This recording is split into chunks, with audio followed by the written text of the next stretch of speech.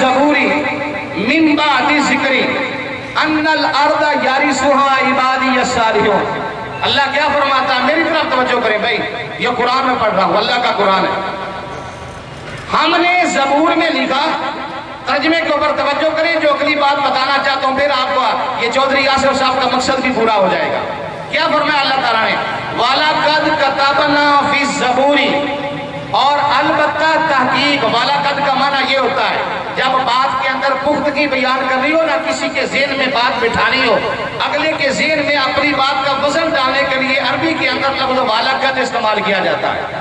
اللہ نے فرمایا وَلَقَدْ، پہلے سن اللہ کیا فرما رہا ہے، اور البتہ تحقیق کتبنا فی الزبور، ہم نے لکھا زبور کے اندر، کیا لکھا؟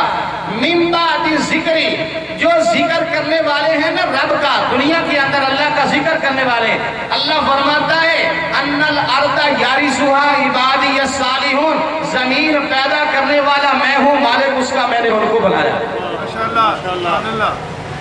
قرآن کی ایک آیت آپ نے سنی ہوگی، وَلِلَّهِ مِيرَاثُ السَّمَاوَاتِ وَالْأَرْضِ، اللہ آسمانوں زمینوں کا وارث ہے۔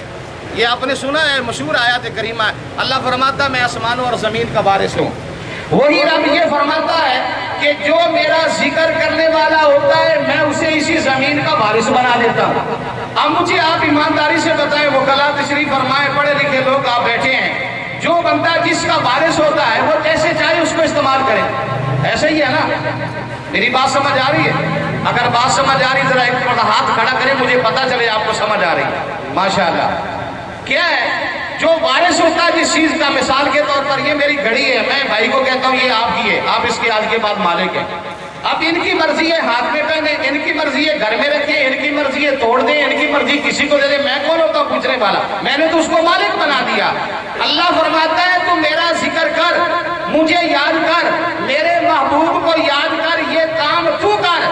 زمین پیدا کرنے والا میں، تخلیق فرمانے والا میں، خدائی پیدا کرنے والا میں، تو ذکر کر کے رب کو راضی کر، میں تمہیں اس زمین کا وارث بنا دوں گا۔ یا اللہ کیا مطلب؟ تو پاک پتن کے تاجدار نے بات سمجھائی۔ بابا فرید الدین گنج شکر رحمت اللہ تعالی علیہ، آپ کے اوپر کیس ہو گیا، کچہری سے سمن آگے نوٹس آ گیا، فرید عدالت میں پیش ہو۔ بابا فرید الدین گنج شکر عدالت میں چلے گئے، جج کے سامنے کٹہرے میں کھڑے ہیں، جج صاحب پوچھتے ہیں فرید آپ کا نام ہے؟ آپ نے فرمایا ہاں، اسی بندہ نہ چیز کو فرید کہتے ہیں، آپ کے خلاف درخواست آئی ہے۔ آپ نے پوچھا کیا ہے؟ وہ جج صاحب کہنے لگے کہ آپ نے لوگوں کی نجائز زمینوں کے اوپر قبضہ کیا ہوا ہے، آپ کیسے درویش ہیں، کیسے فقیر ہیں، لوگوں کی زمینوں کے اوپر قبضہ کر کے یہاں بیٹھے ہوئے، آپ کے خلاف یہ درخواست آئی ہے، اس لیے آپ کو بلایا گیا۔ کیا واقعی ایسے ہے؟ توجہ سے میری بات سننا، میں ایک موتی دینا چاہتا ہوں آپ کو۔ بابا فرید الدین گنج شکر نے کیا فرمایا؟ جج صاحب نے فرمایا کہ تم نے لوگوں کی زمینوں کے اوپر نجائز قبضہ کیا ہے، آج ہماری عدالت کے اندر 4 سال 6 سال لگ جاتے ہیں، شادیں نہیں ہوتی ہیں، گواہیاں نہیں ہوتی ہیں، کیس مکمل نہیں ہوتا ہے۔ فرید اسی کٹہرے میں کھڑا ہے، اپنے آپ کو مخاطب کر کے جج سے کہتے ہیں جج صاحب مجھ سے کیا پوچھتے ہو، میں نے زمین کے اوپر نجائز قبضہ کیا، زمین سے پوچھو وہ تمہیں خود ہی بتا دے گا۔ یہ بھائی صاحب سوئے ہوئے، ذرا ان کو اٹھا دے، بات سمجھ آ جائے، سونا نہیں ہے۔ فرید نے کیا فرمایا؟ فرید نے کہا زمین سے پوچھو، بات سمجھ آ رہی ہے؟ اگلی بات سنیں، فرید نے کہا زمین سے پوچھو۔ جج کہتا ہے فرید کیا ہو گیا تمہیں، اپنے دماغ کا علاج کر، زمین بھی کبھی بولتی ہے، زمین بھی کبھی بولی ہے، زمین نے بھی کبھی کچھ کہا ہے؟ فرید نے سینہ تان کے نبی کا غلام تھا نا، ذکر کرنے والا تھا، 95 سال اپنے رب کا ذکر کیا اس ڈیٹے کے اوپر، فرمانے لگے کوئی بلانے والا ہو تو بلا لیتا ہے، کوئی بلانے والا ہو بلا لیتا ہے۔ جج کہتا زمین بولتی، فرمایا آ جاؤ بلا لیتے ہیں۔ میں نے گواہ کیا پیش کرنا، میں نے کہاں سے شہادت لے کے آنی کہ میں نے قبضہ نہیں کیا، یہ میری ہے، یہ زمین تمہیں خود بتائے گی۔ یہ تو فرید الدین گنج شکر ہے نا، اس کا جو غلام ہے نا، اس کا جو مرید ہے، اس کا جو خلیفہ ہے خواجہ نظام الدین اولیاء محبوب الہی رحمت اللہ تعالی علیہ، جنہوں نے اپنے رب کو یاد کیا نا، رب کا ذکر کیا ہے، اللہ نے اسے اس کا وارث بنایا۔ ایک بندہ ان کے پاس گیا خواجہ نظام الدین کے پاس، کہنے لگا حضور میری رجسٹری گم ہوگی، غریب بندہ ہوں، دعا کرے رجسٹری مل جائے، بڑے اہم کاغذات ہیں۔ آپ نے فرمایا اچھا رجسٹری لینی ہے؟ اس نے کہا حضور اسی لیے تو آپ کے پاس آیا ہوں، دعا کریں میرے بڑے اہم کاغذات ہیں، رجسٹری مجھے مل جائے ورنہ 2 نمبر بنا کے میرے پلاٹ زمین کے اوپر قبضہ ہو جائے گا۔ خواجہ نظام الدین کیا فرمانے لگے؟ فرمانے لگے اوئے فرید کا لنگر دے دے گا؟ نہیں آپ پہنچے ہی نہیں ہیں۔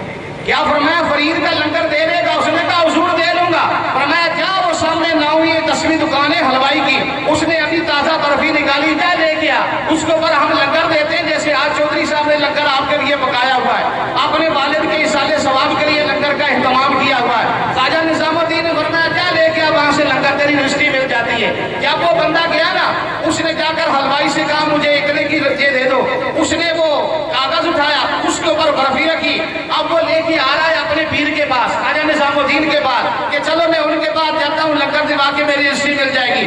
ابھی راستے میں تھا، جب غور سے اس کاغذ کو دیکھا جس کے اوپر مٹھائی تھی وہی اس کی رجسٹری تھی۔ اللہ اکبر! اسی کاغذ کے اوپر مٹھائی، یہ ہے وہ زمین کے وارث۔